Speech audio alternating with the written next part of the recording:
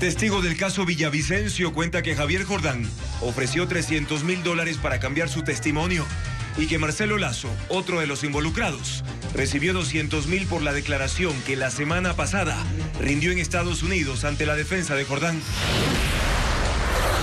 Varios eventos de las fiestas de Quito están suspendidos porque el CERCOP observó errores en 48 contrataciones. Entre los actos que no serán está la serenata de la alcaldía al presidente de la República. Pavel Muñoz cuestiona al mandatario. El gobierno ensaya un giro político, dando prioridad al diálogo con diversos sectores, entre ellos alcaldes, prefectos y representantes de la academia. Así arranca la gestión de Natalie Morillo en el Ministerio de Gobierno. Se mantienen los operativos entre el ejército de Ecuador y Colombia en la frontera norte. Hoy se confirmó la muerte de un segundo miembro del grupo armado Comuneros del Sur por el enfrentamiento en Nariño. Más de 700 personas mueren al año en accidentes de motos en Ecuador. Entre las principales causas está conducir sin el casco de protección adecuado debido a los altos costos. El gobierno ha destruido más de 360 retroexcavadoras y más de 1.000 bocaminas de minería ilegal en 2025, según las Fuerzas Armadas. Las mafias de minería ilegal han perdido más de $2.000 millones. Estados Unidos designa al Cartel de los Soles de Venezuela como organización terrorista y a Nicolás Maduro como su cabecilla. El régimen de Caracas rechaza las decisiones de la Casa Blanca. La selección ecuatoriana de fútbol femenino inició su preparación para enfrentar a Venezuela por la Liga de Naciones. La Navidad empezó a encenderse en el mundo. En Europa, Estados Unidos y Latinoamérica, las principales ciudades exhiben iluminación y decoraciones especiales. ¿Qué tal, amigos? Muy buenas noches. Lunes 24 de noviembre. Comenzamos ya una nueva semana de noticias, de información, aquí en Televistazo Estelar. Hoy rindió testimonio el ex agente de policía Ronald Herrera en el caso de Fernando Villavicencio. Según el testigo, Javier Jordán intentó comprar su testimonio por $300.000 y pagó $200.000 a Marcelo Lazo por una declaración privada que rindió en los Estados Unidos. El exagente de policía, Ronald Herrera, rindió testimonio en el caso Magnicidio FB sobre la autoría intelectual del asesinato de Fernando Villavicencio. Contó que intentaron comprarlo. El señor Javier Jordán ha tratado de influenciarme por medio del señor Marcelo Lazo, de que yo cambie mi testimonio, ofreciéndome $300.000. El señor Marcelo Lazo se ha comunicado conmigo por WhatsApp, tratando de convencerme que es mejor aceptar el dinero de Jordán y Serrano. Marcelo Lazo es testigo de la Fiscalía. En Ecuador involucró a Jordán, Serrano y Ronnie Aleaga en el crimen de Villavicencio, pero se retractó en una reciente declaración privada que rindió ante el abogado de Javier Jordán en Estados Unidos. Herrera dijo que Lazo lo hizo a cambio de dinero. Le habían dado $200.000 en Bolivia, que con eso él podía vivir tranquilo, pero que igual le iban a llevar a Estados Unidos a vivir allá y que Serrano y Jordán le iban a dar casa y trabajo en un bar de Miami. Según Herrera, lo mismo le ofreció a Jordán en una llamada por Instagram que duró 3 minutos. Debía decir que la Fiscalía manipuló el caso. El teléfono celular de Herrera, con el registro de los mensajes y las llamadas, está en poder de la Fiscalía y será periciado. Creo que se evidencia una vez más quiénes son los mafiosos, quiénes son los delincuentes y quiénes son los que arman los falsos positivos. Ronald Herrera también involucró a Verónica Zarauz, viuda de Fernando Villavicencio. Relató una conversación en la cárcel con Carlos Angulo, alias Invisible, sentenciado como autor material del crimen del candidato presidencial. Carlos Angulo me manifestó que ciertas personas estaban tratando de comprar su silencio. Me mencionó a la señora Verónica Zarauz, que por medio de la abogada de ella le habían ofrecido $30.000. Señor, tiene que probar lo que dice, qué abogado mío fue, cuándo fue. Ellos tienen que quedarse aquí cumpliendo sentencia y respondiendo por las injurias que siguen cometiendo. Zarauz espera tener el testimonio en sus manos para demandar a Ronald Herrera. Por su parte, en redes sociales, Jordán insinuó que la Fiscalía pagó por el testimonio de Herrera, mientras que el abogado de Serrano, contactado por Televistazo, no ha respondido al requerimiento de entrevista. Y las hijas de Fernando Villavicencio y el expresidente Guillermo Lazo reaccionaron a publicaciones de 2 procesados quienes difundieron un supuesto cambio de declaración de un testigo en este caso. Las reacciones en el siguiente informe. En una carta pública, las hijas de Fernando Villavicencio, Amanda y Tamia, pidieron al presidente Daniel Noboa su atención y voluntad política para resolver el caso de los posibles autores intelectuales del asesinato de su padre. En la investigación se apunta a José Serrano, Ronnie Aliaga, Javier Jordán y Daniel Salcedo.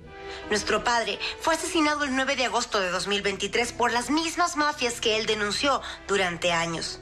Mientras ese crimen siga impune, Ecuador no podrá sanar. Esa herida sigue abierta. Es su reacción frente a las fotos y videos publicados por los procesados Jordán y Serrano. En esas imágenes aparece el ex compañero de celda del narcotraficante Leandro Norero, Marcelo Lazo, que en el audio cambió su discurso y acusa de financiar el crimen a Guillermo Lazo y su cuñado Danilo Carrera. Dice que fue para evitar que se publique la investigación de El Gran Padrino. Antes, Lazo en su testimonio, rendido desde Bolivia, acusó a Rafael Correa y los 4 procesados de haber pagado por el asesinato. El expresidente Lazo, en redes sociales, desmintió las acusaciones que, según él, buscan desviar la atención. Aclaró que El Gran Padrino se publicó meses antes del asesinato de Villavicencio y que fue él quien pidió el apoyo de Estados Unidos y el FBI. No voy a dejar que me arrastren a las cloacas en las que se mueven cómodamente sujetos de esa ralea. Conmigo se equivocan. Los procesados han posicionado en redes sociales que Marcelo Lazo dio un nuevo testimonio ante la justicia de Estados Unidos, pero en realidad se trata de una versión privada rendida ante la defensa de Jordán. La instrucción fiscal terminará la primera semana de diciembre, a menos que la Fiscalía vincule a otros sospechosos.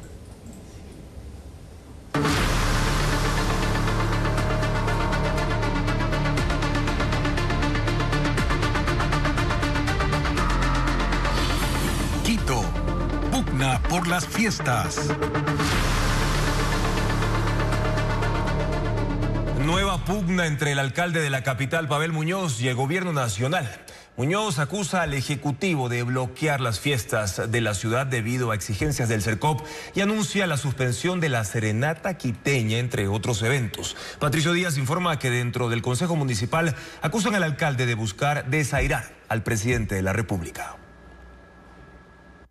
El alcalde Pavel Muñoz dice que el gobierno no le permite realizar al menos 50 eventos de las fiestas de Quito.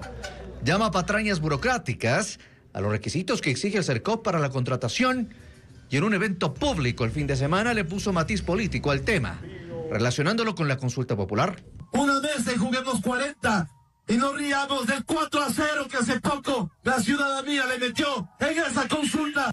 Entre los eventos que se suspenden está la tradicional serenata quiteña que ofrece el municipio al presidente de la República. El año pasado el alcalde anunció también una posible suspensión, pero luego de que el gobierno preparara su propia serenata, acordaron una conjunta. Michael Aulestia cuestiona esta nueva suspensión y responsabiliza al alcalde de influir políticamente en algo que es para la ciudad, en donde ha mezclado por completo su papel de representante de la ciudad con las últimas elecciones de la consulta popular, se evidencia de que hay un desaire que se le quiere hacer al gobierno.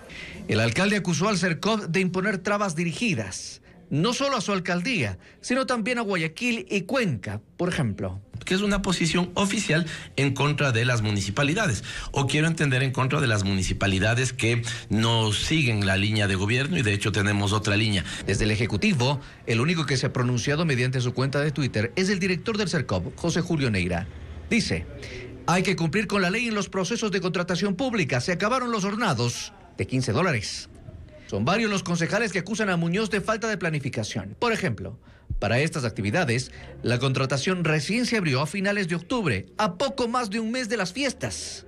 Recuerdan además que hay una ejecución presupuestaria de menos del 50%.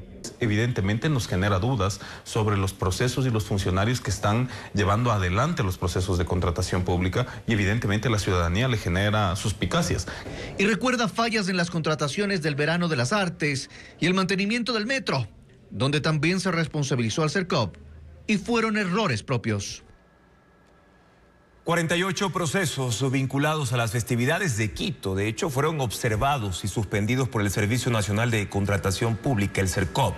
Algunos han sido cuestionados por los costos y otros por aspectos administrativos, como lo explica a continuación Carla Legado.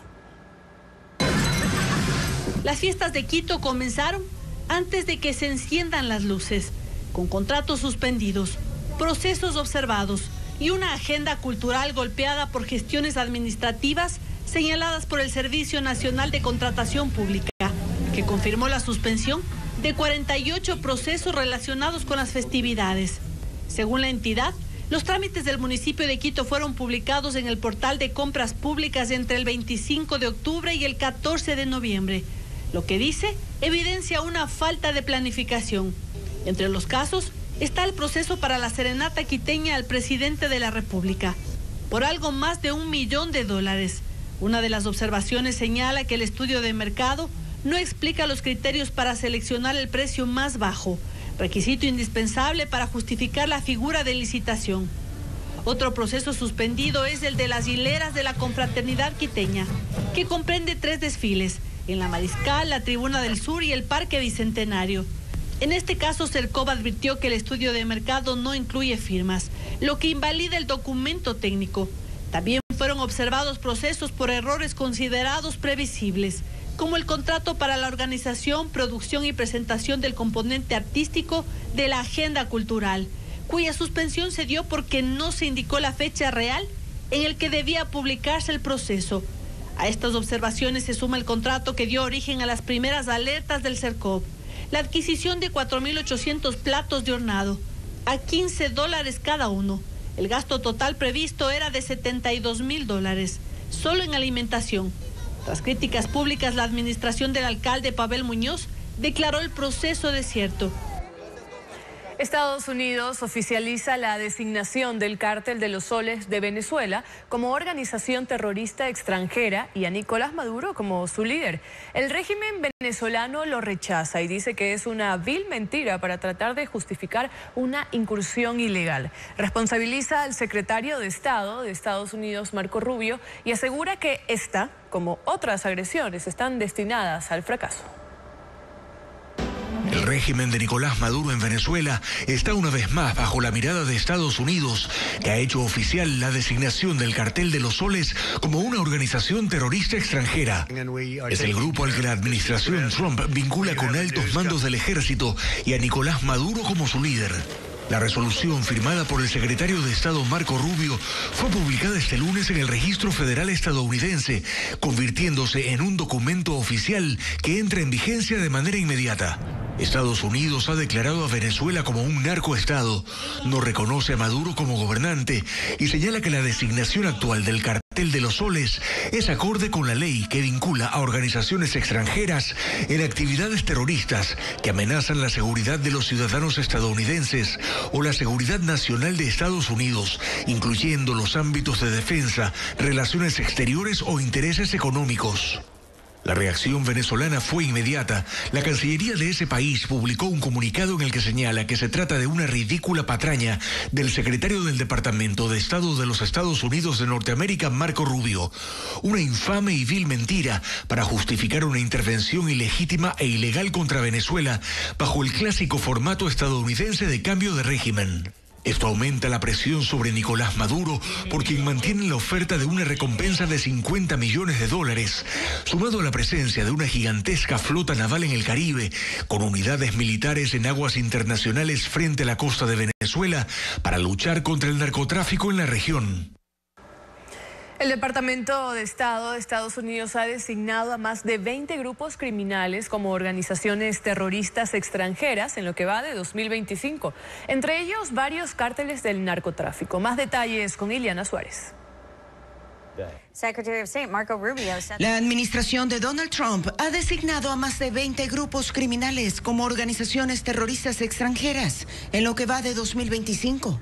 Entre los señalados están cárteles de México, como el de Sinaloa, Jalisco Nueva Generación y la Nueva Familia Michoacana, el Tren de Aragua, de origen venezolano, pandillas centroamericanas como Mara Salvatrucha y Barrio 18, bandas de Ecuador como Los Choneros y Los Lobos, así como otras con orígenes en Medio Oriente, también en Europa. Y la más reciente en la lista, el Cártel de los Soles. Pero ¿cómo se designa a estas organizaciones como terroristas? ¿Y cuáles son las consecuencias? Según los criterios del Departamento de Estado, estos grupos deben ser organizaciones extranjeras que cometen hechos terroristas como secuestros, torturas, asesinatos, masacres y atentados, o tener la capacidad e intención de cometerlas y representar una amenaza para la seguridad de Estados Unidos. La designación la hace el secretario de Estado, previa consulta con el fiscal general y el secretario del Tesoro. Luego se notifica al Congreso y se publica en el Registro Federal. La medida permite imponer sanciones contra estos grupos, congelar activos bajo jurisdicción de Estados Unidos, prohibir su ingreso al país y perseguir judicialmente a cualquier persona o entidad que pertenezca a estas organizaciones o colabore con ellas. También activa mecanismos de aislamiento a nivel internacional, así como procesos de extradición e incluso, desde septiembre, una acción militar directa. Estos carteles y pandillas ahora son parte de un listado mundial de 80 organizaciones terroristas, entre las que ya figuraban el Estado Islámico, Al-Qaeda, la Guardia Revolucionaria Islámica de Irán y otras como el ELN y las disidencias de las FARC en Colombia. Continuamos con más información. En Ecuador, más de 700 personas fallecen cada año en siniestros por motocicletas y entre las razones que contribuyen a estas muertes está el hecho de conducir sin el casco de protección. Pese a ello, una cantidad alarmante de conductores sigue usando cascos no homologados que no les brindan la seguridad. Ocurre todos los días y no solo una vez. El promedio establece que diariamente en Ecuador se registran cerca de 20 accidentes de motocicletas y en el 10% de esos accidentes alguien muere. ¿Por qué? Hay varias causas, pero esta, conducir sin el casco de protección, el adecuado, no cualquier casco, es una de las primeras. El principal elemento de seguridad, la diferencia entre la vida y la muerte es el uso del casco. Paola Carvajal maneja una fundación que se dedica a desarrollar proyectos en favor de la seguridad vial. Este que ven consistió en invitar a motociclistas a golpear su casco y ver si resistía o no. Y han podido ver cómo literalmente se han roto, no han aguantado ni siquiera el 10% de la fuerza que se generaría en un impacto, en un choque, digamos, donde está involucrada una motocicleta. Quienes rompieron sus cascos recibieron uno de reemplazo, pero esta vez sí de los homologados. Todos estaban conscientes de que sus viejos cascos no los protegían, pero los usaban por una razón. Por el precio. Un casco genérico se consigue hasta por $35 y uno homologado, hecho del material adecuado y con todas las protecciones, cuesta más de 100. Pero luego de que los motociclistas vieron esto, quedaron convencidos de que no hay manera de regatear con su propia vida. El mío que traje se convirtió en más de 10 pedazos de plástico. El casco más bien te va a romper más. Si te diste un golpe leve que no sea de muerte, el casco se convierte en cuchillas que te va a romper el ojo, la oreja, el rostro. Te vas a convertir la cabeza en una papilla realmente. Circular con un casco no homologado no solo es un riesgo, también es una contravención, sancionada con multa del 20% de un salario básico, es decir, con $94. El Consejo Nacional de Trabajo y Salarios se reunió por primera vez para definir el sueldo básico de 2026. Este lunes se presentaron las cifras que servirán de base para determinar el monto. El Frente Unitario de Trabajadores aspira a que el incremento alcance los $575. Más detalles de estas cifras con Adriana Bermeo. Este lunes se desarrolló la primera reunión del Consejo Nacional de Trabajo y Salarios en la que se presentaron los informes del Banco Central, INEC y el Ministerio de Finanzas que servirán de insumo para definir el incremento del salario básico unificado. El crecimiento económico proyectado para el 2026 es de 1.8% y la inflación de 3.2%. El nuevo ministro del Trabajo, Harold Burbano, no dio montos. Tampoco ratificó el posible aumento de $16 anunciado por la exministra Ivonne Núñez. Hay una evolución bastante adecuada de la economía, hay un crecimiento que fue mayor al previsible y por eso esperamos que las propuestas de lado y lado puedan venir en ese sentido. Los representantes de los trabajadores ante el Consejo de Salarios y otros gremios sindicalistas sí presentaron sus expectativas. No menos de $16. Hay una base directamente que ya se queda fijada, que menos de eso no puede darse. La propuesta inicial que nosotros mencionamos es incrementar el salario básico al costo de la canasta vital que llega a los $575. El sector de los empleadores analizará las cifras presentadas este lunes antes de plantear su propuesta. No venimos con cifras, nosotros venimos como siempre con una actitud de diálogo porque es un espacio de diálogo tripartito y esperamos que las negociaciones se den en ese punto. Si empezamos nosotros con cifras inamovibles, creo que se coarta un poco el diálogo. Está previsto que la siguiente reunión del Consejo de Salarios sea el 8 de diciembre y que hasta el 20 de ese mes ya se haya definido el monto del sueldo básico para el 2026.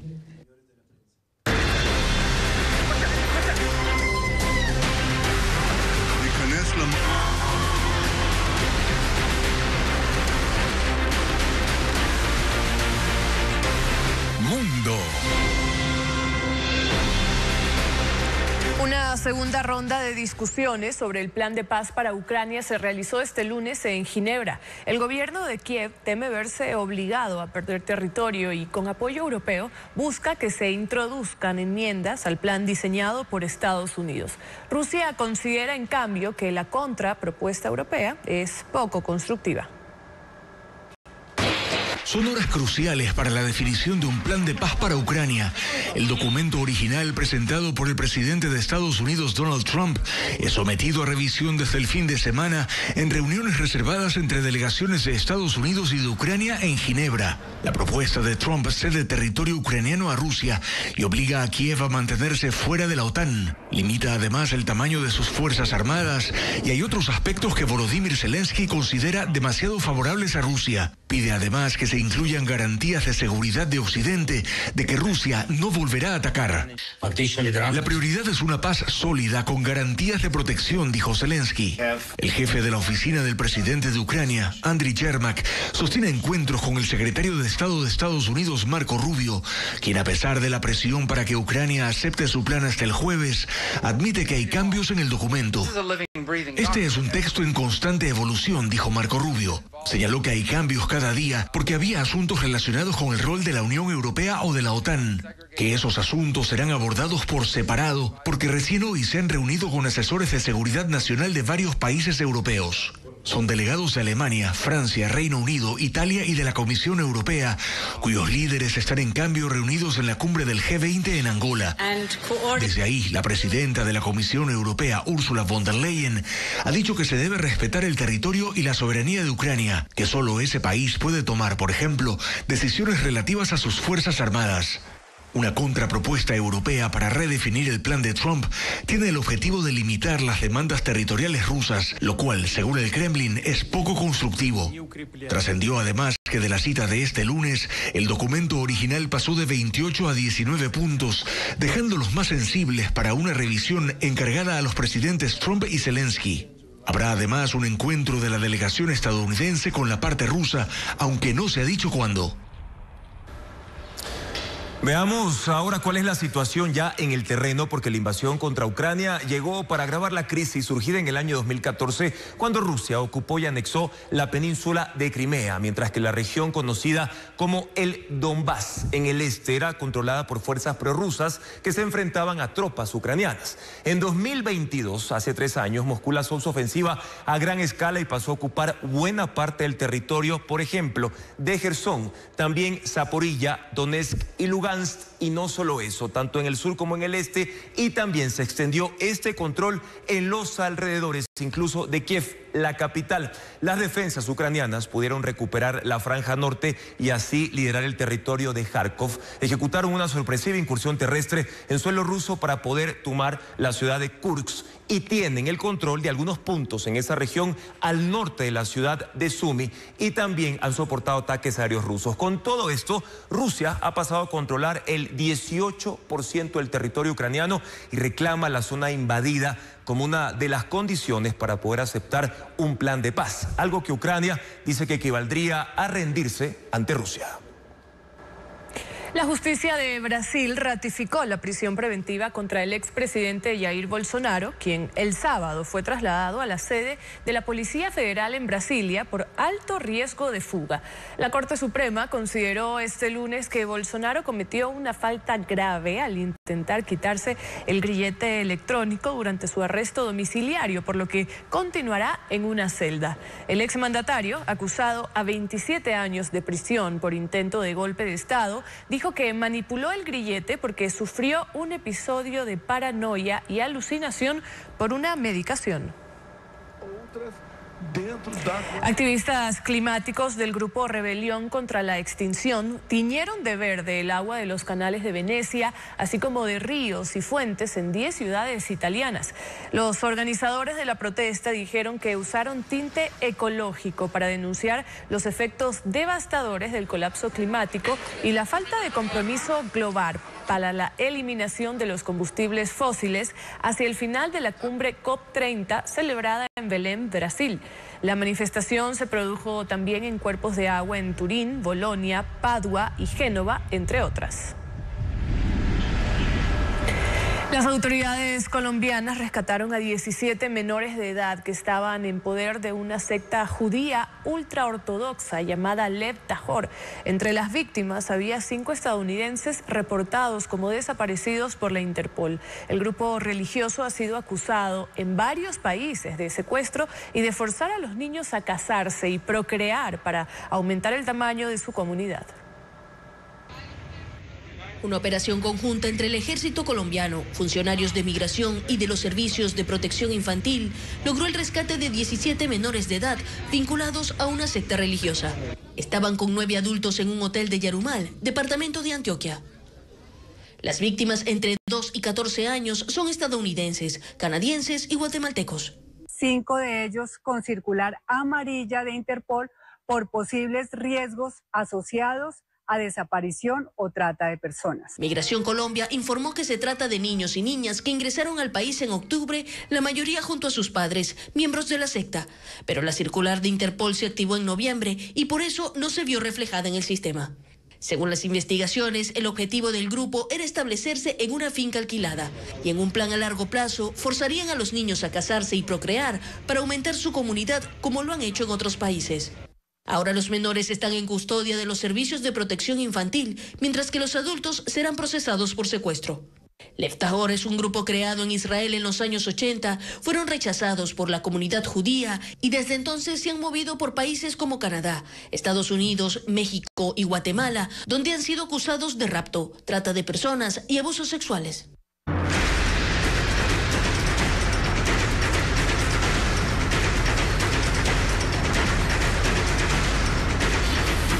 Machala, más días de terror.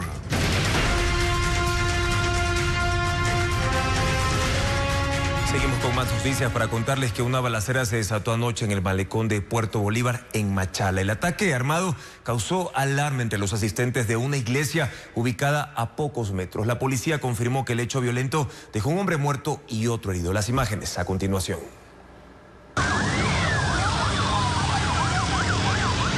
Una balacera en el malecón de Puerto Bolívar terminó con la misa que se desarrollaba en la iglesia Templo Faro. Cerca de 200 feligreses que asistieron a la inauguración del templo, entre ellos el alcalde de Machala, Darío Macas, corrieron desesperados para buscar refugio.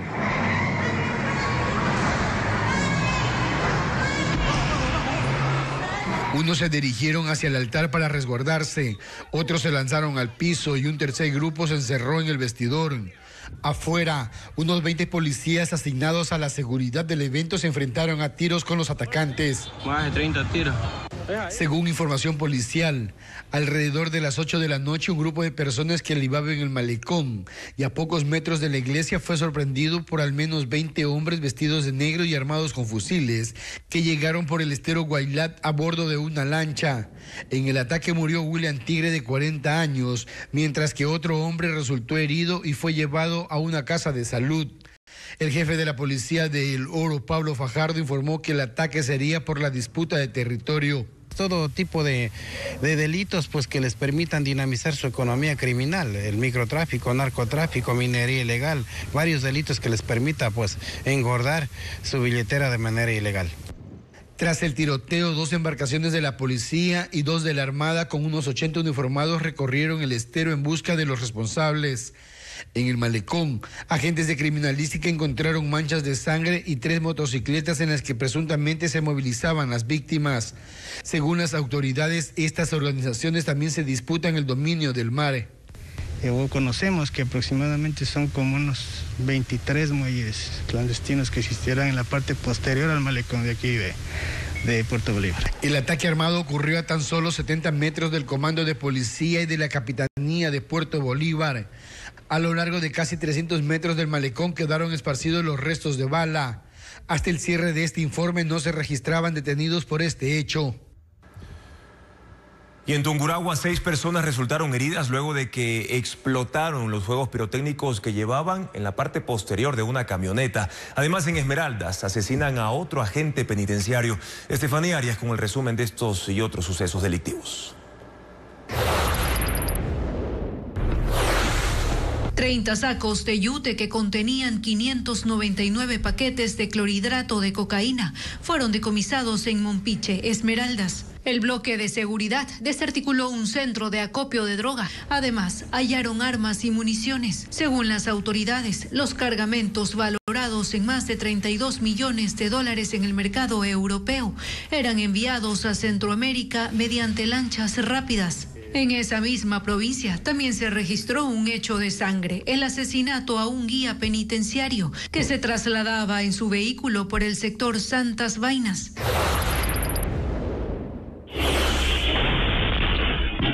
Seis personas que viajaban en el balde de una camioneta resultaron heridas por una explosión.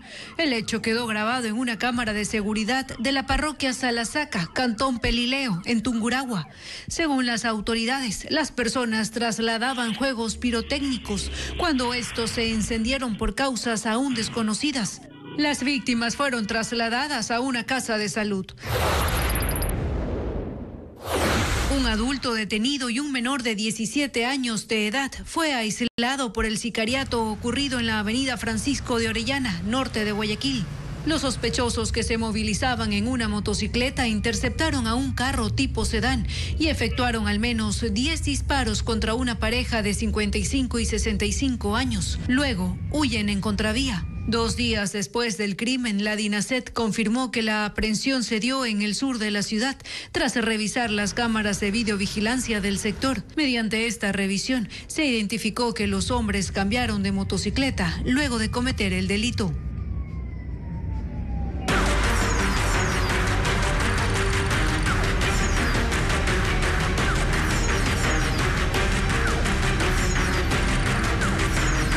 Cárceles, violencia y enfermedades.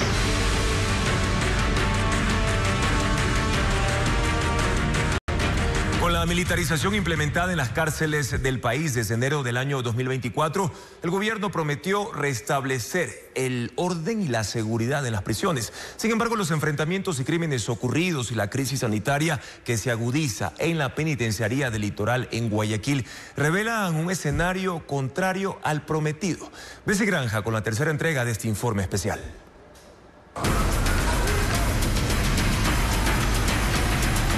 En enero de 2024, el gobierno militarizó las cárceles tras la declaratoria del conflicto armado interno, con el objetivo de reducir la violencia y las muertes carcelarias.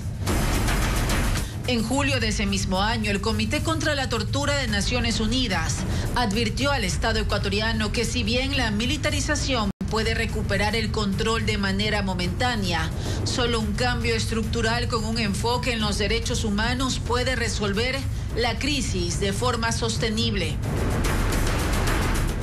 Tras 18 meses de gestión, el gobierno retiró a las Fuerzas Armadas el control interno de 30 prisiones.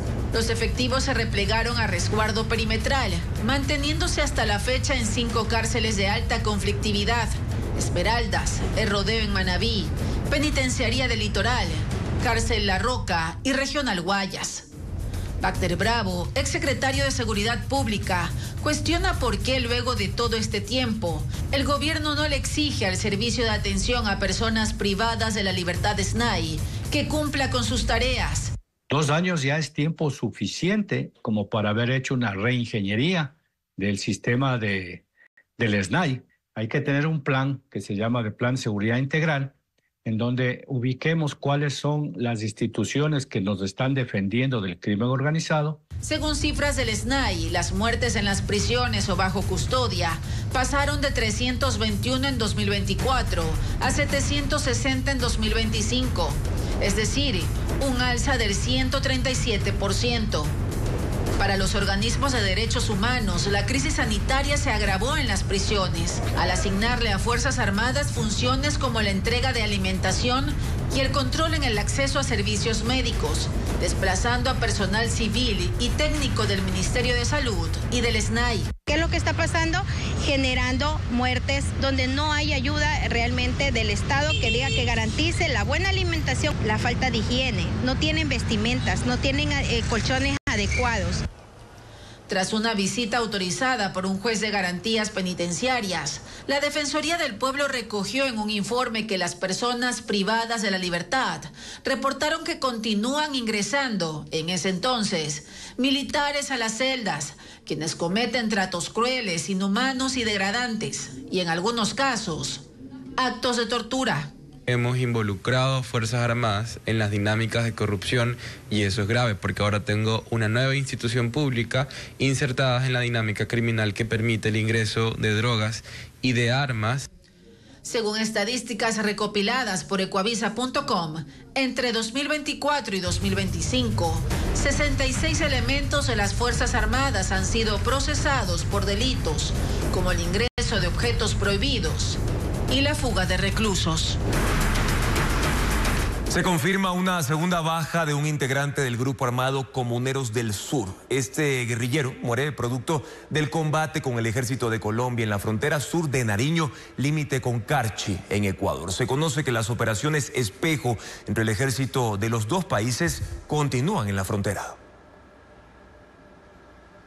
Mandos del Ejército de Colombia confirmaron una segunda muerte como resultado del combate de este fin de semana contra el grupo armado Comuneros del Sur, en la vereda Tiuquer, municipio de Cumbal, en Nariño, a pocos kilómetros de la frontera con Ecuador, al noroccidente de Carchi.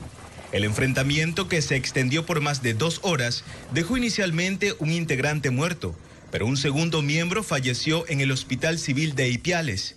Otros 3 heridos del mismo frente recibieron primeros auxilios en la zona por parte de los enfermeros de combate, siguiendo los lineamientos del derecho internacional humanitario. En un reporte actualizado este lunes, el ejército colombiano confirmó que durante la operación del fin de semana también se decomisaron granadas y un dron, que se suman a las armas de uso militar y brazaletes hallados y que identifican a los grupos Autodefensas Unidas de Nariño y Comuneros del Sur. Estas estructuras, señaló Alex González, secretario de Paz, Convivencia y Seguridad de la Gobernación de Nariño, no participan en ninguna mesa de negociación. En el departamento de Nariño, si bien se vienen adelantando 2 procesos de paz, con ningún grupo hasta hoy se ha firmado un acuerdo de cese bilateral el fuego, es decir, el ejército en el departamento de Nariño combate a todos los grupos armados no estatales, a todos los grupos ilegales. Del lado ecuatoriano, se conoce que las tropas del Batallón Mayor Galo Molina y de la Brigada 31 Andes continúan desplegadas en varios puntos, entre ellos el Gualtal, en el Cantón Espejo, donde se detectó la presencia de un grupo armado con brazaletes similares a los incautados por el Ejército de Colombia en la operación. También se mantiene la vigilancia en las comunidades fronterizas de Maldonado, Chilmabajo y Puente Palo, al noroccidente del Cantón Tulcán. Una semana después de la derrota electoral, el gobierno del presidente Daniel Noboa busca reivindicarse, dando prioridad al diálogo con todos los sectores, entre ellos alcaldes, prefectos y representantes de la academia. Incluso buscará tener más presencia en todo el territorio nacional para escuchar las necesidades de los ciudadanos. Diego Cuenca nos amplía la información. El presidente Daniel Noboa se ausentó por una semana luego de la derrota tras la consulta popular y referéndum, pero ese domingo reapareció. Lo hizo únicamente por redes sociales, donde escribió: así es como recibimos el país en noviembre de 2023 y cómo hemos logrado que esté hoy. Este es un gobierno, un presidente que no descansará hasta que en el país haya justicia y dignidad para todos los ecuatorianos. Adjunto a ese mensaje, publicó un gráfico con 11 indicadores económicos que, según Noboa, demuestran los resultados de su gestión, como la reducción de la pobreza y el incremento del empleo. No mencionó los resultados en materia de seguridad, como las muertes violentas, que a escala nacional ya superan las 7.400 en lo que va del año. Ese contenido se difunde a propósito de la conmemoración de 2 años de su gobierno y en medio de la crisis política y movimientos dentro de su gabinete ministerial. Y en ese proceso de refrescar la imagen política e institucional del gobierno, Televistazo conoció que el presidente de la República y su plantilla de autoridades buscará dejar a un lado las narrativas o discursos políticos para empezar a tener mayor presencia en territorio. Eso implicará más acercamiento con la gente. La misión estará liderada por la nueva ministra de Gobierno, Natalie Morillo, quien empezará a realizar mesas de diálogo con todos los sectores. El presidente Noboa aún no aparece en eventos públicos luego de los cambios de autoridades. La presidencia de la República aún no tiene vocero oficial. Tras la salida de Carolina Jaramillo, ese vacío ha dado espacio al silencio estatal. Un ejemplo, todavía no se explican las razones ni el resultado del viaje de Noboa a los Estados Unidos entre el 18 y el 20 de noviembre, justo después de su derrota en las urnas. Seguimos trabajando.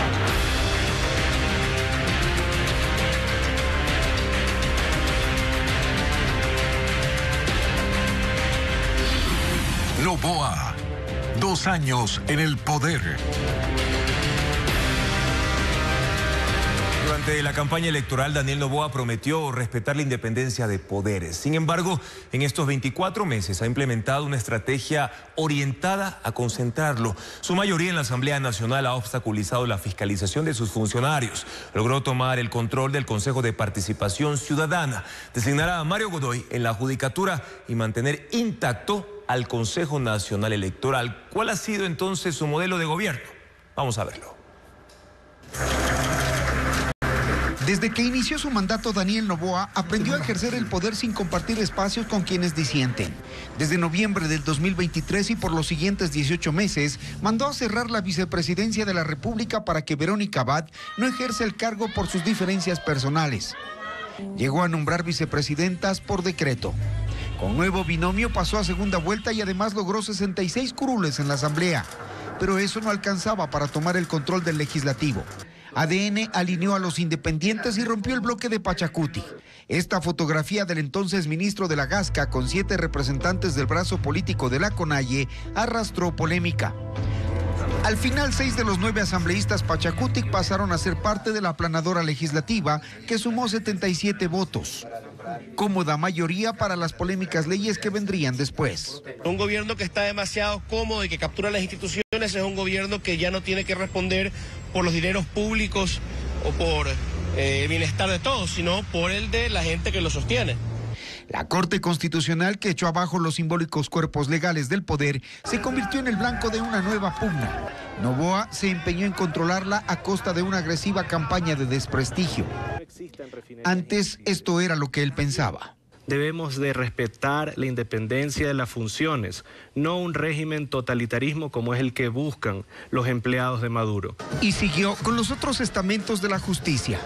Empezó en la Asamblea su coideario Henry Bosques, que se encargó de cambiar la terna del legislativo para poner a gente afín a ADN, como el juez Fabián Favara.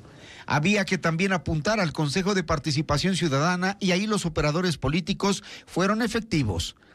El asambleísta Bosques es hermano de la pareja sentimental de la consejera Joana Verde Soto, quien contrató como su asesor en el Consejo a Cristian Troya, ex colaborador de Fausto Jarrín, ex miembro del correísmo, hoy hombre cercano al presidente Noboa y amigo de Mario Godoy. Ese nombre ya era cuestionado por conflicto de intereses.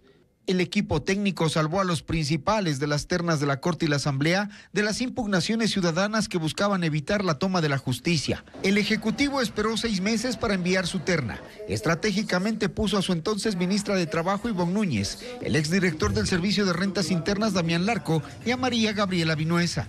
Así se dio paso a la elección de Mario Godoy, Fabián Favara, Damián Larco, Magali Ruiz y Alfredo Cuadros.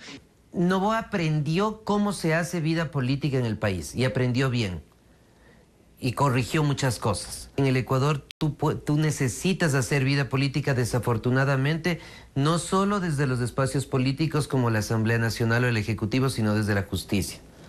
El Ejecutivo en menos de 2 años logró enfilar al Legislativo, la función judicial y participación ciudadana, próxima a elegir fiscal. Y el gran reto de este gobierno en la transición va a ser cómo logras no solo no interferir, sino que la narrativa y la ciudadanía lo escuche y lo entienda, la importancia de mantener los tres poderes del Estado separados. El Consorcio de Consejos Provinciales y la Asociación de Municipalidades, que incomodaban por las deudas del gobierno, con sus nuevas administraciones el resultado es el silencio de los reclamos.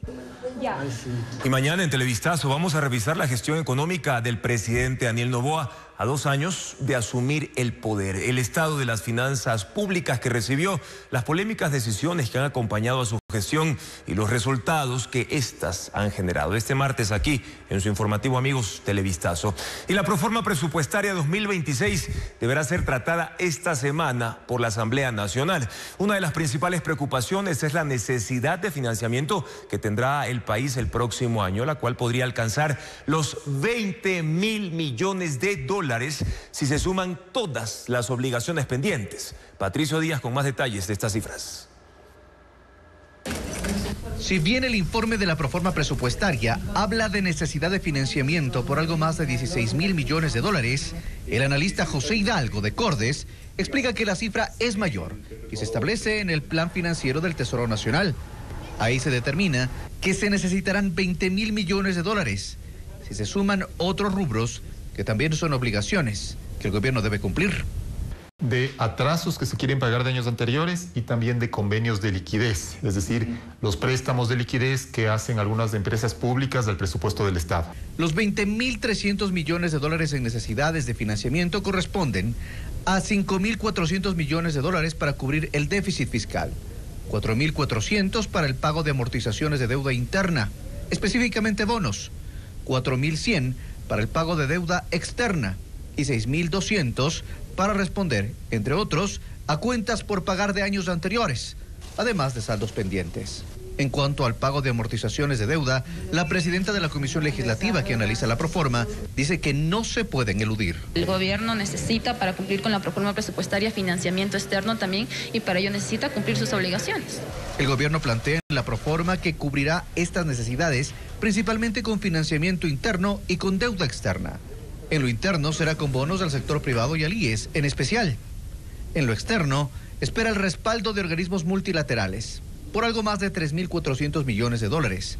Pero el país está en el límite de la capacidad de crédito en esas instituciones. Lo que debería hacer el gobierno es tomar nuevas medidas de consolidación fiscal para que el déficit sea menor. Entonces, por un lado, eso reduce las necesidades y por otro lado, para que el riesgo país sea más bajo y los mercados internacionales vean con más confianza al Ecuador y por lo tanto el interés que debamos pagar no sea tan elevado. La proforma será analizada por el Pleno de la Asamblea esta semana. El oficialismo propone su aprobación y si bien el legislativo no puede cambiar nada, la oposición espera que la proforma sea observada y devuelta al Ejecutivo.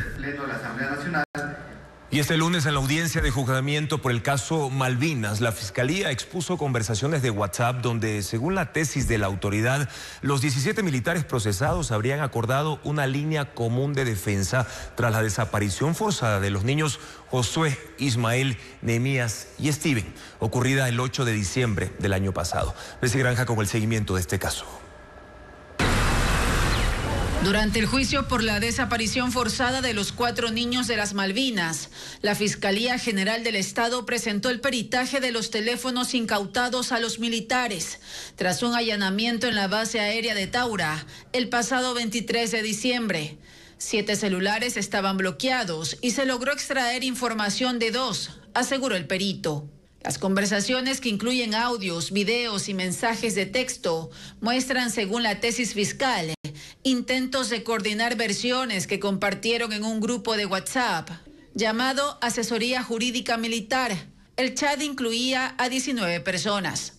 Los militares escribieron: "Toca ponernos de acuerdo antes de dar versiones". Otro de los participantes también organizó una videollamada por Zoom con un abogado penalista. En otro chat señalan: "Ya hablemos para hacer ese escrito y rendir la versión la otra semana. 4.000 por cabeza cobra". El subteniente, quien lideró el operativo el día en que desaparecieron Ismael, Josué, Nehemías y Steven, también escribió: "Tengo 2 hipótesis. Una, ustedes los dejaron y los que operan el GDO de este sector aprovecharon el regalo y los secuestraron. 2, ustedes los dejaron y ahí se hicieron autosecuestro. Pero muertos no están. Conforme avanza la investigación, las conversaciones mostradas por la Fiscalía reflejan tensiones entre los uniformados y este subteniente. Aquí nadie está vendiendo a nadie, es lo último que digo, solo que no lo tomen a la deportiva. Nadie en los informes puso que usted disparó. Solo sea consciente que el personal no está tratando de culparlo. Solo decimos lo que pasó. El juicio por el caso Malvinas continuará este martes.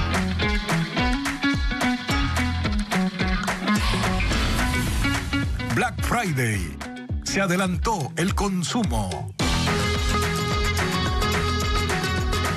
Las ofertas en Ecuador se multiplican ya a 4 días del esperado Black Friday. Ropa, electrodomésticos y artículos tecnológicos son los más cotizados. Los compradores también adquieren pasajes aéreos, como lo informa Luis Alfredo Zúñiga.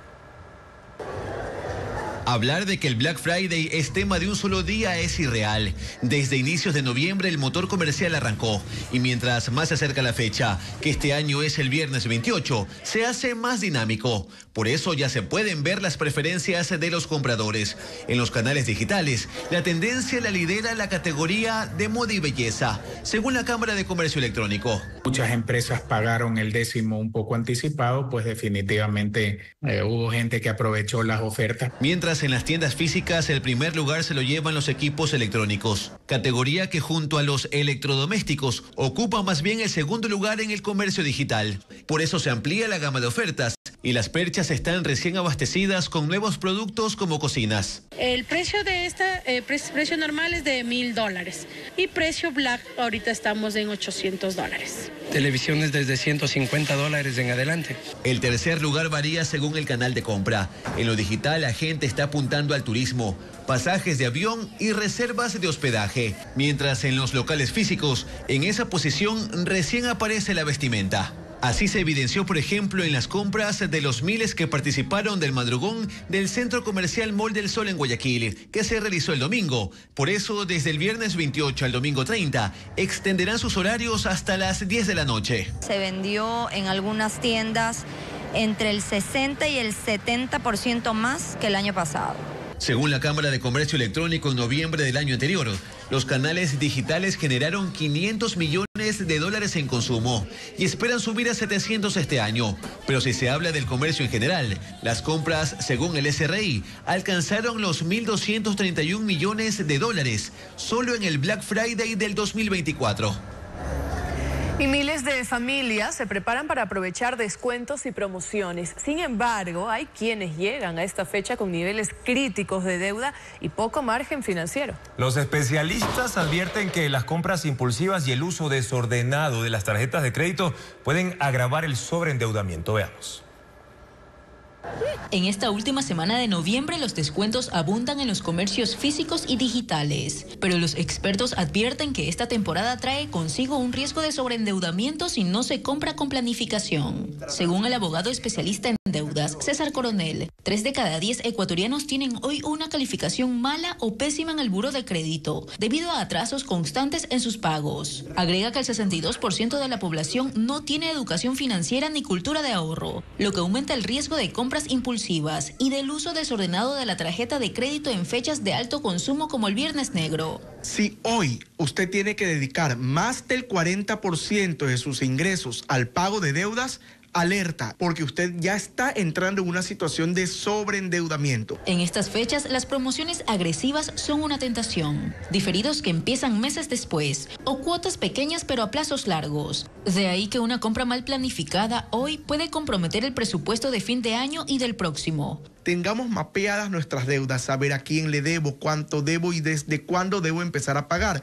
Porque uno de los grandes problemas que se generan es que usted le permiten comprar en diciembre y pagar desde abril. Pero resulta que como usted no pagó enero, no pagó febrero y no pagó marzo, pierde de vista esta deuda y cuando llega la primera cuota en el mes de abril, se le junta con el regreso a clases en la región costa, por ejemplo, y luego tiene dificultades para pagar. En los últimos 2 años, Ecuador registró más de 1.100.000 demandas por deudas. Una señal clara del sobreendeudamiento que enfrentan los hogares. Por eso, desde el ámbito financiero, el mensaje es claro. El Black Friday puede ser una oportunidad, pero solo si se compra con planificación y plena conciencia de la capacidad de pago. Continuamos con más información. La liquidación de la empresa Ferrocarriles del Ecuador registra un avance del 60%. Los ex trabajadores deberán seguir esperando el pago de sus compensaciones. Carla Delgado informa que son 154 ex empleados y la deuda asciende a 20 millones de dólares. A 5 años del cierre de la empresa Ferrocarriles del Ecuador, los ex trabajadores continúan a la espera de sus liquidaciones. El ferrocarril, que alguna vez recorrió 12 provincias y 985 kilómetros, hoy es apenas una sombra. Y quienes lo mantuvieron vivo siguen esperando lo que la ley les promete. Son 20.800.000 dólares lo que se les adeuda y que ni con movilizaciones ni reclamos han logrado cobrar. El actual liquidador conversó con Televistazo. Antes de él pasaron 3 durante 3 gobiernos. Asegura que el problema es profundo, pues el 95% de los bienes del ferrocarril son patrimoniales y que por ley no pueden venderse, es decir, no sirven para pagar. Y los bienes que sí se podrían vender son insuficientes para cubrir la totalidad de la deuda. No pasan de 4,5 millones. Versus lo que ellos tienen que cobrar, estamos hablando apenas un 25%. Paz asegura que encontraron las instalaciones en estado caótico, pero que avanza en la recuperación. Estaciones, talleres, locomotoras y miles de bienes inventariados. Aún así, la realidad es que el pago no depende de ellos. Una vez que nosotros terminemos la liquidación, esta liquidación va a pasar directamente al Ministerio de Infraestructura y Transporte y ellos seguirán con el trámite adecuado para la cancelación de sus haberes. El sueño de la reactivación del tren dijo que para que funcione al menos en una primera etapa se necesitarían entre 35 y 40 millones de dólares. La liquidación, según Páez, está en el 60%. El plazo actual para finalizarlo es hasta el 31 de diciembre, según la ampliación firmada por el presidente Daniel Noboa. Mientras tanto, quienes dieron vida al ferrocarril tendrán que seguir esperando el viaje que no arranca, el de sus liquidaciones.